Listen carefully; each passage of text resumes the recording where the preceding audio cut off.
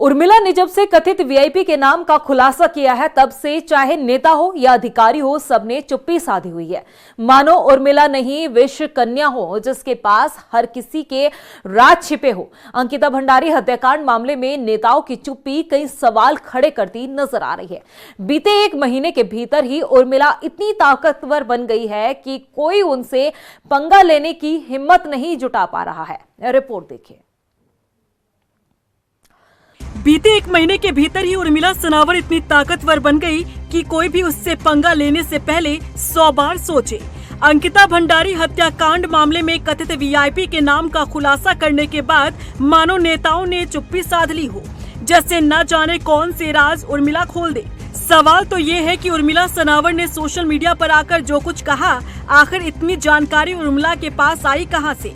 क्या सुरेश राठौड़ ने ही उर्मिला सनावर को ये सारे राज बताए, या फिर कोई और सफेदपोश नेता है जो उर्मिला को अपना राजदार बनाए बैठा है?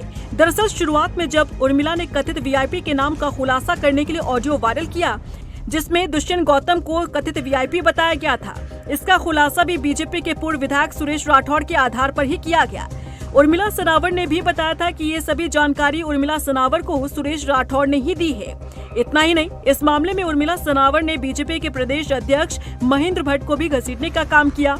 जैसे जैसे वक्त गुजरा, वैसे वैसे और भी कई ऑडियो वायरल किए गए, जिसके बाद सत्ता में बैठे कई नेताओं को डर सताने लगा कि कहीं उनके भी नाम सामने न आ जाए। शायद यही वजह रही कि विषकन्या की तरह उर्मिला एक के बाद एक रात से पर्दा उठाती गई और सत्ता में बैठे नेताओं की उफ तक बोलने की हिम्मत न हुई।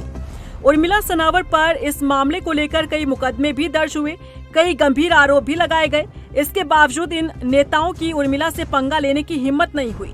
अब 1 महीने के भीतर ही उर्मिला ऐसी ताकतवर बन गई जिससे पंगा लेने की किसी ने हिम्मत तक नहीं दिखाई। लेकिन सवाल है कि आखिर उर्मिला के पास कौन से राज छिपे हैं? अंकिता हत्याकांड से जुड़ी जितनी भी बातें उर्मिला सनावर ने सार्वजनिक की, क्या वाकई में ये सब सुरेश राठौड़ ने उसे बताया था, या फिर कोई ऐसा गिरोह है जो ऐसे काम करता आ रहा है? रफ्तार मीडिया के लिए देहरादून से ब्यूरो रिपोर्ट।